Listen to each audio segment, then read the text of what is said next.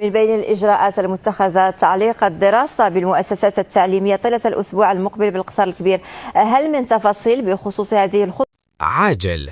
أعلنت السلطات التربوية بالمملكة المغربية عن تعليق الدراسة بشكل مؤقت في كل من مدينة القصر الكبير وإقليم سيدي قاسم، وذلك ابتداء من يوم الاثنين 2 فبراير 2026.